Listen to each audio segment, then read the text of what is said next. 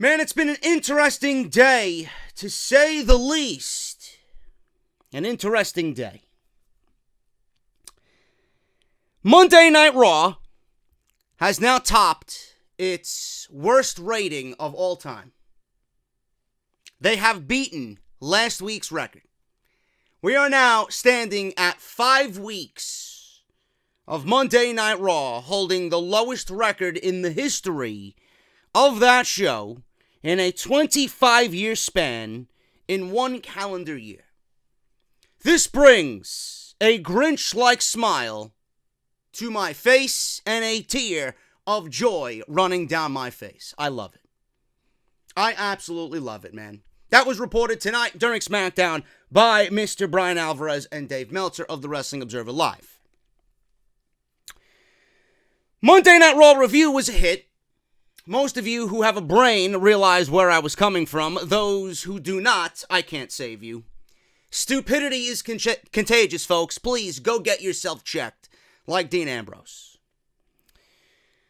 Monday Night Raw review during the day was blocked worldwide on YouTube. Who's the one who filed the claim? WWE. I laughed. I laughed. I'm over here wondering why, and they send me an email claiming visual content being used. There's no visual content in my videos. The only thing that's visual is a layout or a thumbnail that I could take anywhere off Google, and a layout made by my artist, Salrex, and it's me behind the microphone and a camera giving what I and many others do on a television program. We do a review. So I sat here wondering why, and good thing I have good people who look out for me, and I saved WWE corporate contacts in my phone, and these contacts were in my email, and I emailed them, and within minutes, they got back to me, and the video was reinstated. And then the other thing that took place today, 3 hours before SmackDown Live, I get a phone call, and I'm tipped off about one of the main matches on the show. My source, who will remain nameless, says, "You're not going to believe the match that SmackDown has tonight for Daniel Bryan, and you will never guess who it is." I started listing off opponents that Daniel Bryan has not faced. The first one that came to mind, and the first name that I mentioned, was Rey Mysterio. He said, "No, you are wrong. You're not going to get it, but you're going to love it." I'm like, "Who is it?" I give up. My source tells me Mustafa Ali. Mustafa Ali on SmackDown Live opened the show. I thought we were living in a fucking alternate universe. Yes, Mustafa Ali of 205 Live, one of the brightest stars in this company who ultimately deserves a spotlight on him, opened SmackDown Live with the WWE Champion. I was shocked. I was excited and I was happy for him, but I was ultimately shocked. Now, after the disaster that was Monday Night Raw last night and the embarrassment that was Monday Night Raw, outside of a semi-decent main event, which, of course, accumulated the lowest rating of all time, SmackDown Live was, of course, better. We all know SmackDown Live is, on most weeks, better than Monday Night Raw, but it's not difficult to do because Monday Night Raw is at its worst state right now, creatively, that it's ever been. So to say that is really not fair because Monday Night Raw is just god-awful. But right now, the way we see things, SmackDown Live is operating a lot better than Monday Night Raw for obvious reasons. They got the better roster. Monday Night Raw is plagued with injuries and a depleted roster. SmackDown has the 2 hours where Raw has 3. We all know the same old shtick. But tonight was better than what we seen on Monday Night Raw. Things flowed a little bit better. They built towards TLC nicely in certain aspects of the show. We got a great visual at the end of the show with Asuka just beating the shit out of Becky Lynch and Charlotte Flair with the kendo stick, standing tall on the announce table, holding it high in the air, claiming that she will be the SmackDown Live Women's Champion. And we got Mustafa Ali. in this match with Daniel Bryan. Now, obviously, I will voice my opinion on things that I really don't like. It wasn't a perfect episode of SmackDown Live, but there were things to like on this show compared to Monday Night Raw, where there was nothing.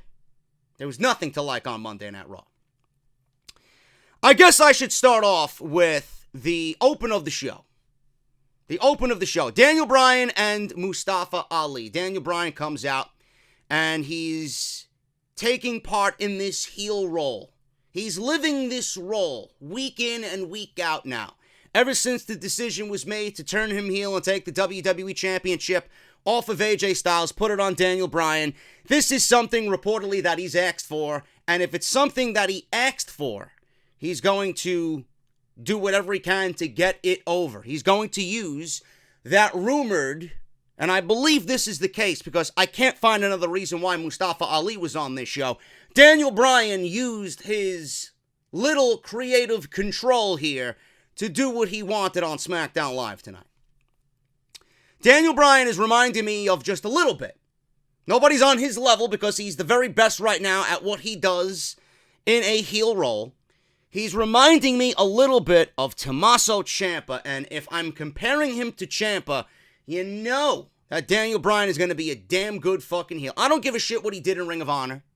I don't give a shit how young he was when he was heel on the indies. This is a mature version of Daniel Bryan. This is a new version of his heel character, and he's bringing out all those things that we knew were hidden deep within Bryan's soul. And he's just laying it out there, and it's just a beautiful thing to see. There's no in-between. I mentioned when Bryan cut that promo last week. There's no in-between anymore. There's no, should I cheer him or should I boo him? Daniel Bryan is giving you one version of Daniel Bryan, the new version of Daniel Bryan, and it's, you're gonna fucking hate me by the end of the night. You ain't gonna want to cheer me. You're gonna want to fucking hate me. But me, being a fan of this product for over 30 years, I appreciate when a heel plays the right heel role. That's why I love Ciampa so much. That's why I'm going to feel the same way about Daniel Bryan. If you're a Daniel Bryan fan, you're going to be with Daniel Bryan no matter what. And with Daniel Bryan doing what he's doing right now, he reminds me of a little Ciampa. He reminds me of a little Jericho. Using those big sentences and those big words, shitting on the fans, making them feel and seem unintelligent. I love it. I think it's great. And then with the visual of him removing the side plates, no matter where that came from, or where they got the idea from, the little detail, attention to detail of him removing the side plates, dropping them, because he said the yes movement is dead, the side plates said yes, yes, yes. I love it. He is shedding his old, and this is the new. Now, everybody got excited when WWE social media account on Twitter tweeted out that Mustafa Ali will be showing up on SmackDown Live to go one-on-one with Daniel Bryan. The first thing I asked, outside of the excitement of the match, because I love the work of both guys, especially the work that Mustafa Ali has done this year, the first thing that I asked was why? Why was Mustafa Ali on SmackDown Live? Is there a storyline that's going to be played throughout that involves AJ Styles? That involves Mustafa Ali being the heart and soul, a guy who stands up for what is right, going up against Daniel Bryan, and then that will involve AJ Styles by the end of the night? What is the reason why Mustafa Ali was on the show? Because no matter how good the match was, and I'll get to that in a second, no matter how good the match was or how good the match could have been, there's a little logic gap in there that WWE didn't really explore, or they didn't really explain too much on tonight's show. Why? He's a member of 205 Live. That is obviously going against the brand split. Now, I know WWE doesn't give a shit about this thing, but I do, and the fans do, and the fans are going to question. You can't treat the fans as if, oh, this doesn't really exist. We can change the rules and bend the rules as we go. There's a brand split instituted right now between Raw and SmackDown. You can't have a guy on SmackDown show up on Raw. You can't have someone on Raw show up on SmackDown. The same thing applies for NXT and 205 Live. You can't have an NXT talent show up on Raw just willy-nilly. You can't have a 205 Live talent show up on SmackDown Live without there being some sort of explanation. We didn't get any explanation. But we were all excited to see Mustafa Ali compete on the grand stage of the main roster. And we're all hoping that this inclusion of Mustafa Ali is going to open doors for other people to show up on Raw or SmackDown, and they're going to use the main roster shows and leave the doors open on those main roster shows for guys to get promoted from 205 Live. Maybe they corrected the mistakes that they made with Neville and everybody else on 205 Live. I would love to see Neville. Or I loved that Neville was part of the Cruiserweights, but I would have loved to see him break out of that bubble before he went on to go win the championship or the heavyweight championship in Dragon Gate.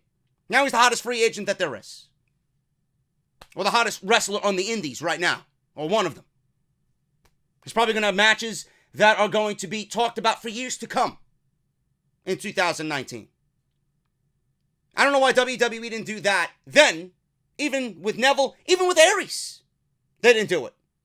They let Austin Aries die on 205 Live. He didn't want to be stuck to 205 Live. Austin Aries is good enough to be wrestling the Rollinses and the Nakamura's of the world. Right? The Samoa Joes of the world. The Randy Ortons of the world. The Jeff Hardys of the world. Why has he got to be stuck on 205 Live? I hope that WWE has shed that perception and that we can start seeing Cedric Alexander, who I think would be great on the main roster. Mustafa Ali shined tonight, clearly hung, step by step, move for move, with Daniel Bryan. Buddy Murphy, I don't even need to say anything about Buddy Murphy. He's operating at godlike levels right now. And hopefully that door opens up more for people on 205 Live to be promoted to the main roster. Because it really is not fair. If we're looking at Leo Rush compete on Monday Night Raw against Elias, there's no reason why everybody that I mentioned couldn't do the same thing, or at least be given the opportunity to do the same thing. I hope I'm right. But it really didn't make any sense why Mustafa Ali was there. Now, Daniel Bryan and Mustafa Ali. You know, a lot of people were proclaiming that the open to Monday Night Raw was fresh, it was different, had a different feel. I went on my review last night, and I dissected it the very best way that I could. If you didn't see it my way, I feel sorry for you. I don't understand how people did not get what I was trying to go with on my Monday Night Raw review. Yes, they know the changes that need to be made. They know what they are doing wrong. All I simply said was, if you're going to express what is wrong with the show, you better damn well have a fucking plan to fix everything wrong with the show. Do they? No, they don't. That's all I tried to grasp at. That is all I tried to tell you guys. It was either one of two things. WWE was letting you know what the problems were, and they were going to fix it over a short period of time. That is not going to happen. Or the other thing is, they know the issues, they're addressing the issues, they're letting everybody know. They're letting everybody know, just not the vocal minority on social media. They're letting everybody know what the issues are, and they don't give a shit. And that's exactly where my stance was. They don't give a shit. So I don't see how people enjoyed that, because it led to nothing. It led to nothing. It might lead to something with Rollins and Baron Corbin going on into Royal Rumble season, but I'm not giving them any benefit of the doubt. I am showing them no mercy in this courtroom, like I said last night. They need to show me what they got before we even talk about praising Monday Night Raw. SmackDown Live, I loved the open to SmackDown Live. Yes, it didn't make any sense. Mustafa Ali was there for pretty much no reason, but I loved it. Do you want to know why I loved it? Because it did something that we've been claiming we've all wanted. A fresh take on new talent. New eyes on new talent. A spotlight on someone who we all think deserves it. Spotlight on someone who we all respect and enjoy watching work. And he's got it. He's got it. Were there better wrestlers there to be put in that moment with Daniel Bryan outside Mustafa Ali? Of course. But Mustafa Ali was the chosen one for whatever reason. And the only thing that I could think of is that Daniel Bryan has some sort of creative control. He wanted to work a high spot match tonight, and Mustafa Ali is the guy that he had his eyes on. Can't blame Daniel Bryan. Whatever Daniel Bryan wants, give it to him. He knows. And he knows what's best for what's going on right now with Daniel Bryan. But I enjoyed the segment. I love the interaction between Bryan and Ali. I love what Ali stands for. I love Bryan's heel work right now. The angry vegan who's going to shit all over the fans for consuming what they consume with no regrets. Meanwhile, he just downplays everything that they do as bad and wrong and stupid. I love it. I absolutely love it. So SmackDown Live opened up with Daniel Bryan and Mustafa Ali. And this is what happened. You're going to listen to it right now here on The Review. Last week, I came out here and I called all of you people sheep.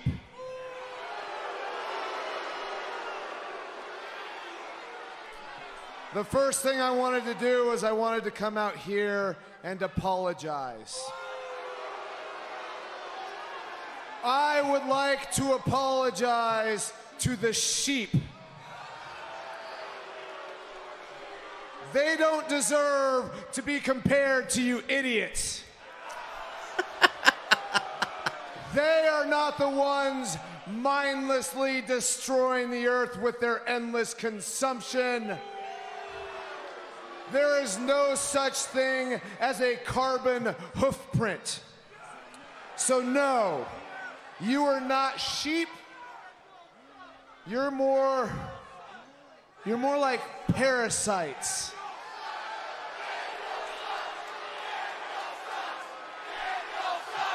But I'm not surprised because you people latched on to the old Daniel Bryan. You lived through his success. That's what the whole Yes movement was about.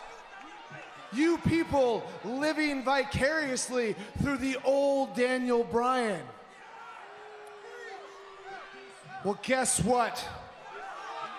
The old Daniel Bryan is dead. And the Yes movement is dead.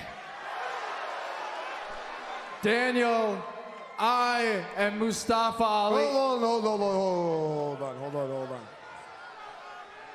I know who you are. Ladies and gentlemen. They left the part out where he says these idiots might not know who you are, but I know who you are. Fucking lame. He is the heart of 205 Live. And he is an incredible performer. In fact, I see a lot of myself in you. And here, let me just give you some advice. You and I, we don't need to have this match tonight. See, you and I, let me teach you a little something. Because after this match, these people won't care. They're too self-absorbed. You see, I don't understand why this match was made. There was no explanation about why this match was made. Now, some of you might say that I'm nitpicking, but it's a legitimate gripe. You really can't zing me on asking that question. It is a very valid question. The match was made prior to the show. Why was the match made? Why is Mustafa Ali there? What is the reason for Mustafa Ali and Daniel Bryan to be going one-on-one? The only thing I can think of is the fact that Daniel Bryan wanted to work with Mustafa Ali. I don't understand it, but we got it anyway. All I wanted was some sort of explanation. This is why I thought that this was actually going to be a show-long storyline instead of opening the show with this match with a promo and then right into the match in typical WWE fashion. It would have been something that built over the entire span of the show to be put on in the main event. That's just me. They're too xenophobic. They're too consumed with their mindless consumption. And the truth is, these fickle people do not deserve this. What happened to you? Daniel, you inspired me. You made me believe that it was possible to become a WWE superstar. And all those guys on 205 Live, we all look up to you. Daniel, you were that underdog that would stand toe-to-toe with any giant and prove that you can hang because you had heart. What happened? The old Daniel Bryan, he would want to fight. And that's what I want. I want a fight. Some of you might think that's an explanation. That's not an explanation to me about why these two are fighting. You just don't come out and ask for a fight. What kind of car do you drive? I love this. I don't know what that has to do with this, but I drive an SUV. You are a small little man. Why would you need to ride in an SUV? Well, as you know, I have a family, I have a wife, I have 2 children. Oh! Ignorant! Ignorant! Oh, and Ali not going to take any more from the new Daniel Bryan. Mustafa Ali's got too much pride to sit here and be bullied by Daniel Bryan. This was really good. I like this. He got the best of Daniel Bryan here with a Hurricane Rana, a drop kick, and then WWE champion standing up high. a seated senton off the top rope for the outside. Ali and Bryan go one-on-one here on SmackDown Live next. It's going to be a hell of a match tonight. I thought that was great, especially that line about what car Mustafa Ali drives. I drive an SUV. Daniel Bryan simply asked, why? And then Mustafa Ali gave such a bullshit answer because Daniel Bryan is the guy who stands up for the environment. And he slapped the taste right out of his mouth, man. I love, that was so simple that it was effective. Now, I don't understand, again, I'm going to reiterate this again, I don't know why they chose Mustafa Ali in this situation because it goes against everything that the brand split is.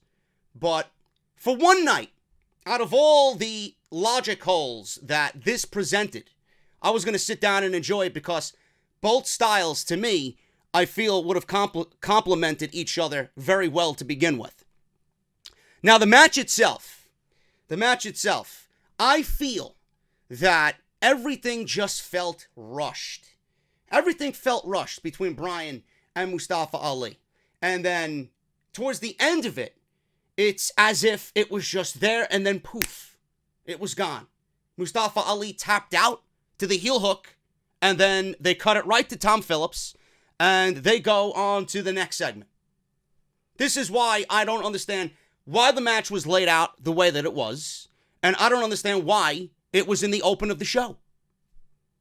I don't want to say what did Mustafa Ali gain from this.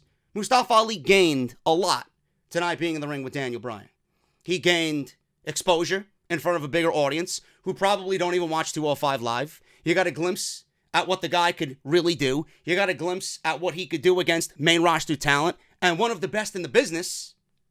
He is the miniature version of what Seth Rollins does on Monday Night Raw. I think he would be perfect in a Seth Rollins-like role on SmackDown Live. But what did it really do for Mustafa Ali? What did this accomplish in the long run? Tonight, it was fine. Tonight, it did good. But what does this mean? Is this WWE, like I mentioned, opening doors for the talent on 205 Live to go to Raw and SmackDown? Is this something that they're going to do more of? Because quite frankly, I honestly think these shows, especially Raw, could use legit cruiserweight action on their shows to spice up the adrenaline, to give the fans a little bit more alternative, and to fill 20 minutes of a show in which we probably would have got a Baron Corbin segment or an Alexa Bliss fucking tired promo. I don't understand why they're not utilizing the cruiserweights more between both brands. They should be universal between both brands. You can promote what they're doing at the pay-per-view, but you don't talk about the cruiserweights being on Raw. There was never an explanation as to why they were taken off Raw. There's no explanation as to why Mustafa Ali was on SmackDown Live tonight. All I want is an explanation. All I want is an explanation. The match itself, I honestly felt was rushed, and there was a situation in the middle of the match where Daniel Bryan had, I guess, I don't know what he's calling it now, the yes lock, the no lock. I don't know what he's calling it. But he had the yes lock. We'll call it the yes lock for now until he gives us an official new name for it because the yes movement's dead. He had the yes lock on Mustafa Ali, and it was pretty much during the entire duration of that picture-in-picture commercial. Mustafa Ali desperately trying to reach the ropes. We finally get back from the commercial break, and Mustafa Ali makes the rope. I don't know why that situation wasn't the end of the match, and the way the match ended was in the middle of the match. I don't understand it. Because the way Daniel Bryan had Mustafa Ali in the yes lock, it was very climactic. Is he going to reach the ropes? Is Bryan going to pull him away from the ropes? Is he going to tap? If they switched the submission holds from the middle and the end and reversed them, it would have been a lot better. The way the match ended, he got the heel hook on him, and that was it.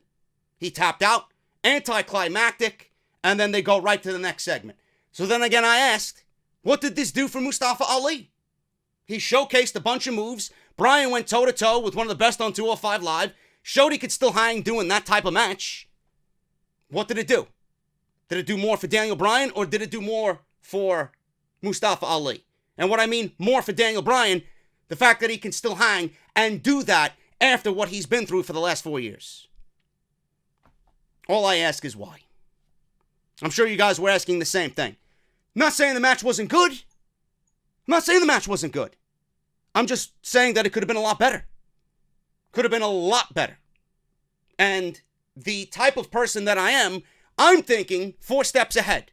WWE's thinking week at a time. What does this mean for Ali? I don't know. Hopefully it means more than just a one-off appearance that makes no sense on SmackDown Live. I have a soft spot for these rap battles. I honestly think the first rap battle was incredibly entertaining between the Usos and the New Day. I think that one was moderated by Wale, if I'm not mistaken. So we get another rap battle here between The Bar. You think that they would be able to cut some sort of rap, being that they are named The Bar, and the Usos. New Day comes out, and they mention how they will become tag team champions again at TLC. I hope not. Big E says, for some ungodly reason, The Bar requested this rap battle. So they are up first. The Bar channels their inner Vanilla Ice during this entire thing, and it was absolutely one of the most cringiest things I ever seen on WWE television this year. And it makes me wonder who has it in for Sheamus and Cesaro in WWE Creative. They were dressed in all red. They look like prototypical white rappers, wearing gold chains and had the backwards hats. And then you stand across from the Usos, you already know that you're taking an L as soon as Sheamus and Cesaro open their mouth. So, I'm not even going to replay what happened here. The Usos absolutely destroyed The Bar. They went over literally everything about the way that they were dressed, about their title reign, about how white Sheamus' skin is, about the size of Sheamus' mohawk. They even made mention of Cesaro's teeth the moment that night he hit the turnbuckle and broke his fucking teeth. Or the teeth got lodged in his gum. They made mention of that. All in all, the Usos are going to be 6-time SmackDown Live Tag Team Champions. Or Tag Team Champions in general. Obviously, the Usos won this entire thing. And there was a big brawl at the end. In which, even though Sheamus and Cesaro were embarrassed in the rap battle, they were the ones who stood tall here. Beating up both the New Day and the Usos. Holding the tag team titles high above their head. That might be a sleeper match at TLC. That might be a sleeper match. I know the Usos and the New Day work very well together. You add The Bar, who work very well with pretty much anybody, might be a sleeper match on Sunday night. I'm not going to say it's going to be the match of the night, but it might be the match that opens up a lot of eyes that kind of flies underneath the radar on Sunday night at TLC. The Miz is absolutely ice cold at this point. And The Miz is treading dangerous territory with me personally. The Miz is treading territory in which I didn't like The Miz. Days back when I didn't like The Miz or didn't care for The Miz. Many, many years ago. He's treading that type of territory with me. But The Miz right now is embroiled in this Shane McMahon thing with the World Cup. And I don't know where they're going with this. It kind of looks like Shane McMahon is, being positioned to turn heel on The Miz. And The Miz is, I guess, going to be positioned as a sympathetic babyface. That's the way I see it. Because every time The Miz asks Shane McMahon if, he wants to be tag team partners. Do you want to be tag team partners with me? Do you want to be 1/3 best in the world? Let's show everybody why we're the best tag team in the world. Shane McMahon has turned him down every single time. And all they do is show a close-up of The Miz with this saddened face. He looks very beaten, very downtrodden, sad, depressed. So I don't know if they're trying to build sympathy for The Miz or not. I don't like it. Because The Miz could be doing so much better. We were talking about The Miz being WWE champion by the end of the year. And now he's stuck in this feud with Shane McMahon, or this storyline rather. Hopefully, it doesn't lead to a feud with Shane McMahon. So, last time we see Shane McMahon and The Miz, they had two jobbers come out, the Bryant brothers, and The Miz was rolled up by one of the Bryant brothers. He was just sitting there defeated, shockingly, by a jobber. So, the same thing happens here tonight. Miz comes out in the ring with the World Cup trophy, says this week he has custody of the trophy, but he wants Shane McMahon to come out so The Miz can get some things off his chest. Miz says, "Don't make me beg," and he gives in and begs, dropping to his knees for Shane McMahon to come on out. Miz says this is about life choices and so much more than Shane really knows. He asks Shane to please come on out, and Shane comes on out. Fans come. The fans chant for Shane, and first of all, let me talk about Vegas. They come to life with Shane McMahon's music, but pretty much dead for the entire show. They were alive during the Ali Bryan match, and they were alive towards the end of the Asuka Charlotte match, but overall, crowd was dead. So they come alive with Shane McMahon's music. He obviously gave them a shout out, cheap pop. Shane asks The Miz why he's out here. Miz mentions how Shane hasn't returned his calls or texts. Then he goes on about how they could be something big together in the WWE. Miz says they could be the best tag team in the world. Shane says this whole thing with the trophy is getting just a little bit weird. Miz says this isn't about the trophy, it's about much more.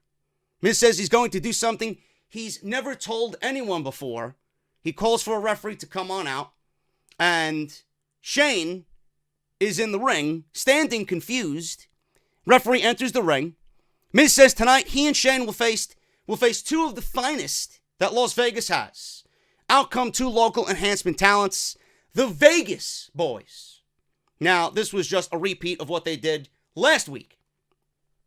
Bell rings, and Shane McMahon is getting beat up from behind by one of the Vegas Boys. I don't know their names. They lay him out near the corner, right in front of The Miz, who's holding the trophy. Shane fights both guys off, throwing one of them out of the ring. Shane fights the other guy off into the corner, drops him, does those shadow punches that he does. Looked awful. So then he ends up applying a triangle choke on this guy, makes him tap out, and Shane McMahon gets a submission victory. So Shane McMahon and The Miz win. After the match, Shane looks up at The Miz like he's useless, as he never tagged in. Miz enters the ring and runs a lap in victory with the trophy. And that's all we've seen from that segment. It's really disgusting to me how they got The Miz, who was at the beginning of the year fighting for the Intercontinental Championship in meaningful matches. He and Seth Rollins had one of the best matches of 2018. And now The Miz on SmackDown Live, after this whole World Cup debacle, has just gone completely ice cold. I don't know where they're going, but right now, I honestly think it's so dead that whatever they do is not going to get me interested in where they're going with this storyline. And honestly, with the talent The Miz has, he deserves so much better. I've said it from day one. There's always that one guy who you could look at and say, he's a heel for life. I can't envision The Miz as a babyface, nor do I want to. The Miz is a heel through and through. And if this is leading to a Miz babyface turn, I am not interested in it whatsoever. So after the match, Paige was in her office yelling at the referee who was officiating that match. So he blamed it on The Miz. She asks, why? The Vegas boys walked in and had an invoice from The Miz, signed by somebody in WWE, I guess signed by Paige, and it stated that they were owed $5,000 each for this appearance tonight. Man, $5,000 for the Vegas boys on SmackDown Live. Paige actually said that too. $5,000 for you guys. Took the contracts and ripped them up right in front of their faces. So she said, get the fuck out of my office. So I guess the Vegas boys work for free tonight. Or maybe they work for some Titus Catering. I heard he was serving some raspberry cheesecake tonight. So there you go. They got complimentary Titus Catering on SmackDown Live. Randy Orton comes out. Grabs a steel chair from ringside, brings it in the ring, and Rey Mysterio and Randy Orton at TLC is official as a chairs match. It was rumored that it might be a mask versus hair match. I didn't believe that for a second because of Randy Orton's recent hair transplant. And the way that Randy Orton's been attacking Rey Mysterio with the steel chair, it kind of just became blatantly obvious what type of match it was going to be at TLC. So Orton says there's nothing like a good old steel chair, especially for making a statement or sending a message. Orton tells the producers to roll the tape. We start to see the replays of everything Randy Orton has done to Rey Mysterio. Orton can't wait, or he can't believe, rather, Rey knows what he can do and still is okay with facing him in a chairs match at TLC. So he's pretty much saying, after all I've done to you and you still want more, I can't believe it. Orton says Rey is a victim, and he's Orton's victim. And victims never get revenge. Once a victim, always a victim. Orton hypes TLC, says Rey only needs to be concerned with 3 letters, the most devastating letters in all of WWE. He goes on to say RK, and then I love how, in sequence, all the commentators yell O at the same time. Rey Mysterio came out of nowhere with a steel chair and bashed Randy Orton in the back with a steel chair. So Rey worked over Orton with the steel chair, hits the 619. Orton quickly retreats up the ramp. Rey looks on the ropes, taunting him with the steel chair. So we're getting a chairs match on Sunday night between Orton and Rey Mysterio. If there was ever a chairs match in WWE, this one could be the one to be a good one. And I would love to see, or I'm excited to see what not only Rey Mysterio does with a chair, but all the vile things Randy Orton can do with a steel chair. Should be a good match. I got news on Rey Mysterio on this weekend's Off the Script. Apparently, there is a big match penciled in for Rey Mysterio at WrestleMania. Possibly for the United States Championship, but who's going to be the United States Champion going on into WrestleMania? We'll talk about it on Off the Script. Jeff Hardy and Rusev versus Samoa Joe and Shinsuke Nakamura. This was pretty much basic booking here. This was, I believe, I don't know if these matches are happening at TLC. I'm not really sure. This is 2 feuds that they just took the babyfaces and the heels in this feud, or these 2 feuds, and they merged them together. So the heels were teaming up and they were going up against the babyfaces. So it was Rusev and Jeff Hardy versus Samoa Joe and Shinsuke Nakamura. Match doesn't even begin, and we get a 5-second, or a 7-second rather, dance break. I don't know why we continue to see the dance break, but apparently Vince McMahon is a fan of the dance break, and if Vince McMahon is a fan of something, you are going to see it in nauseam. So there you go. Don't know why they came out, but they came out. So the bell rings, and Nakamura, who is dressed as a Smurf, he's wearing the same thing that he wore at the Survivor Series. He looks fucking terrible in it. I don't know what the fuck he's doing, or what he's wearing. He looks like a fucking alien. It's ridiculous. Can he go back to the red, please? Without the shirt? He looked ridiculous. Anyway, Nakamura attacks Jeff Hardy because he was distracted by R-Truth and Carmella doing the 7-second dance break. So Nakamura levels him from behind. But this was pretty academic here, man. This pretty much continued what Samoa Joe and Jeff Hardy are going through, and then built on Rusev trying to get closer to the United States Championship.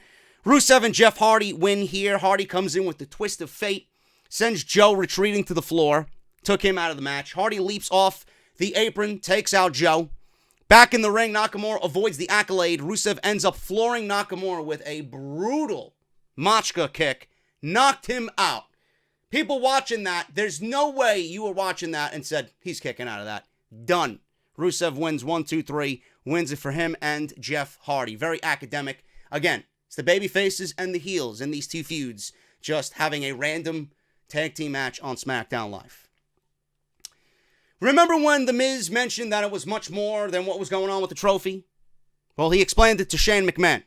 Miz was backstage, takes the World Cup trophy, says his behavior has crossed the line, including paying people to attack and tricking a referee into calling a match. So The Miz paid off, or pretended to be, on the side of the Vegas boys, and he got a referee involved. Miz admits he did cross the line, and he's getting emotional at this point. Says he's done a lot in his career, but he's never been considered the best in the world. He's got a reality TV show. He's main evented WrestleMania. He's multi-time Intercontinental Champion. But he's never been considered the best in the world.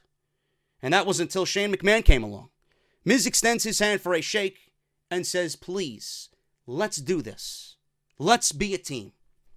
Shane looked at him, looked down at his hand, and walked off. Again, I don't know if they're setting up for a Shane McMahon heel turn and trying to build sympathy for The Miz, but I am in no way interested in seeing babyface Miz on SmackDown Live. AJ Styles and Daniel Bryan, they document that feud. Obviously, we know what the main event is going to be. It's not going to be AJ Styles and Daniel Bryan. So he is prepared to take the WWE Championship off of Daniel Bryan on Sunday. Where has he been? He's been biding his time because no one wants to beat the hell out of Daniel Bryan like he does. AJ knew if he attacked Bryan earlier in the show, then Bryan wouldn't be able to compete on Sunday night at TLC. AJ goes on about the new Daniel Bryan and says, there's only one Daniel Bryan that I know, and that's the Daniel Bryan that he needs to be aggressive with to take the title back on Sunday. And that's pretty much it. AJ Styles walks off. Main event time, folks. Main event time. And man, do I wish the Vegas crowd was just a little bit more receptive to both Asuka and Charlotte Flair, because, my God, this was a WrestleMania rematch on SmackDown Live. Asuka versus Charlotte Flair in the main event. I was looking forward to this. I was looking forward to this since last week when they announced the match. They made it seem like a big deal with the entrances, and they made everything just feel like a big deal. Becky was sitting at ringside with the SmackDown title. With the commentator, she didn't say one fucking word. She just sat there in a chair, cozy and comfy, with the title draped over her shoulder, just watching and eyeing the talent that she's going to be in the ring with on Sunday night. I don't know what it is about this match tonight, but it really felt flat. It wasn't better than their WrestleMania match. I'm getting that right out there quickly. It was not better than their WrestleMania match by any stretch. But the crowd in Vegas, man, they did these women dirty. They were completely silent through the majority of this match. I don't know why. I wish they would have been a little bit more vocal. This is the best storyline probably in the WWE on the main roster right now. So you could be a little bit more excited about what we're probably going to see on Sunday night at TLC. They gave the women nothing in this match. I don't know what the object of the match here was in the beginning. They tried way too hard to kind of get right out of the gate immediately and pick up immediately right where they left off at WrestleMania. They did the same spots at WrestleMania right in the beginning of the match. Moonsault by Charlotte off the top rope, countered into the Asuka lock. Twice. And that was pretty much it in the beginning of the match. Then they started to tell the story. Then they started to build nice and slow. At one point, I was even questioning myself, is this match moving a little too slow for me? Or am I just completely tired and drained after a long Monday Night Raw and SmackDown Live? 5 hours of wrestling back-to-back Monday and Tuesday. But then I realized, man, the crowd is fucking dead. The crowd is dead. And I do think that there was one too many rest holds. I think the match was a little slowed down purposely. But by no means was it a bad match. It certainly told a story and picked up towards the end. Asuka turns the moonsault into an Asuka lock, like I said. Flair stands up with Asuka on her back, drives down back first. So Asuka pulls Flair into the Asuka lock again in the middle of the ring. Flair resists. Asuka gets up and again tries to lock it in. Flair makes it to the bottom rope. Hold is broken. So they were going back and forth with the Asuka lock attempt here, and Asuka couldn't hold it in as Flair reached the bottom rope. So they start trading shots in the ring. Asuka unloads. Flair goes for a neck breaker, blocked. Asuka standing submission in the middle of the ring. Back and forth again. Asuka with an armbar. Tightens the hold with Flair being face down. Becky, again, like I mentioned, watching at ringside.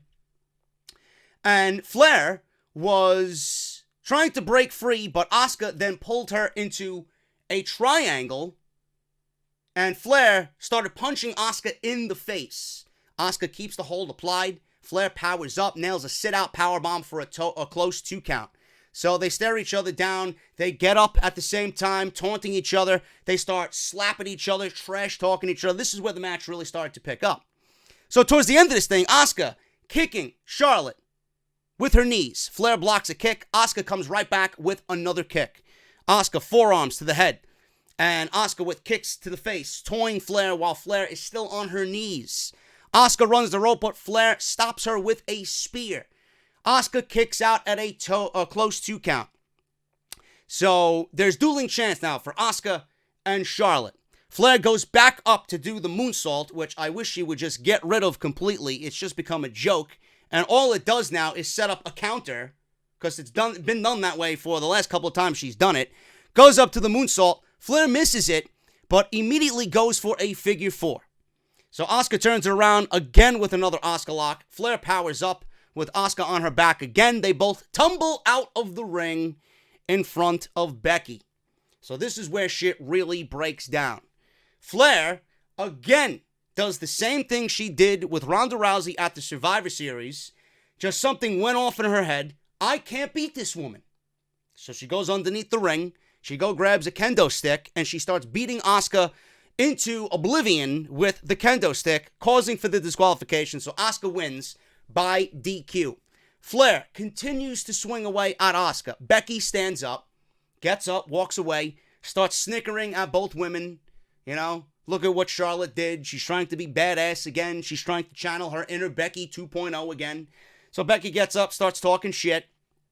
Flair charges with a kendo stick shot and nails Becky right in the knee. At this point, I did, uh-oh. Immediately, a light bulb went off in my head. Becky is cleared, ladies and gentlemen. We have absolutely nothing to be worried about, because if she took a shot with a kendo stick, Becky's ready to go for TLC. Because the report this past weekend was Becky's not really cleared. It's not the concussion, but it's more of the face. It's more of her nose. She's cleared to go.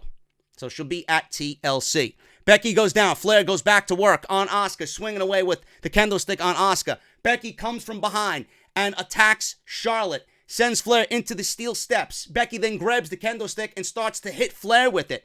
Becky turns around, hits Asuka with the kendo stick. Asuka then gets pissed. She gets enraged, and she tosses Becky over the announce table. Asuka then grabs the kendo stick, and this is where shit really started to fly. She grabs the stick, raises it in the air as if it's some sort of trophy. Asuka unloads on Flair with the kendo stick. Charlotte took a beating with this kendo stick tonight. Asuka hits Becky with it while she is on top of the announce table. Becky's laid out on top of the announce table because she got thrown over the announce table. Asuka with more kendo stick shots to Flair and Lynch. She nails Becky in the back with this. Becky was wearing a leather jacket, but that shit still has to hurt. She stands on top of the table as SmackDown Live goes off the air, holding the kendo stick high in the air as if she's the Empress of SmackDown Live. And Corey Graves did utter those words. The Empress is reigning supreme. And then they hype the final go-home for what will probably be the main event at TLC. I love this. I thought this was great. It built intensity for the match. Normally when we see a babyface like Asuka get the last laugh on the go-home show, that really doesn't bode well for what they might do at the pay-per-view. But I honestly think Asuka is going to win the TLC match, and Asuka is going to be the new champion at the end of Sunday night. Now, with the typical way of looking at it, it might not bode well for Asuka, but I honestly don't think that Asuka is going to be that bad going into the pay-per-view, or coming out of the pay-per-view, rather. I like a little bit of unpredictability. I really do. And this match is wide open. And we all know what we talked about. Becky needs to lose the championship. If Becky is going to do exactly what we need her to do, and the right story needs to be written, Becky needs to lose the title and win the Royal Rumble. She can't win the Royal Rumble with the Women's Championship on SmackDown Live. She needs to bring the Nia Jax situation to a close. She can't do that with the Women's Championship on SmackDown Live. So WWE needs to do one thing at a time. Sunday night is the next step. Take the title off of Becky. Put it on Asuka. Build Asuka up for her new priority, or her new role on SmackDown Live. And start building Charlotte and Becky for Ronda. There you go. Or if you give it to Charlotte, you could go with Becky being the sole winner of the Royal Rumble. If Asuka wins on Sunday night, this opens up a whole nother can of worms, which I talked about it already on Off the Script, and I talked about it on SmackDown Live Review last week. I'm not really ready to go into all that again. But all I'm saying is, let's take baby steps here. Asuka looked great. It built hype for the pay-per-view. And it gave you a nice visual at the end of the show. And the cherry on top of the cake here, did you guys really expect a winner between Charlotte and Asuka? They're not going to beat Charlotte. And if Asuka is a priority again on SmackDown Live, they're not going to beat Asuka. So, you got the DQ. Charlotte wasn't pinned. Charlotte didn't tap to the Asuka lock. Both women look strong. Becky looks strong. She's the champion. It's going to be a great night. It's going to be a great main event at TLC. So those are my thoughts on SmackDown Live tonight. Let me know what you guys think down below in the comment section. It is yours to voice your opinion. Thank you guys so very much for everything that you guys do, man. If you want to go get your t-shirts, man, listen to this. The JD Club t-shirts are still on sale, man. You guys can go get them. They are now available for the next 8 days. They reopened the campaign because it did so well for the first 8 days. So if you guys want to go get your JD Club t-shirts, man, you guys can do so. You won't get them until after Christmas, though. Everybody that ordered already is going to get them before Christmas. But if you guys want to be a part of the JD Club, they are available for the next 8 days on bonfire.com. Link will be in the comment section, pinned at the very top of the comments. Man, go check that out. Follow me on social media at JD from NY206. Hit that subscribe button down below. Turn on that bell for all notifications. And then, obviously, if you guys want to support on Patreon, patreon.com/JD from NY206. I will see you guys tomorrow for NXT, man. Ricochet has an open challenge for the North American Championship. Who is it going to be? I heard it's a familiar face, man. And I heard it's a fucking classic. I'll see you guys tomorrow for NXT. Until then, man, take care. Have a good night. I'll see you guys tomorrow for NXT.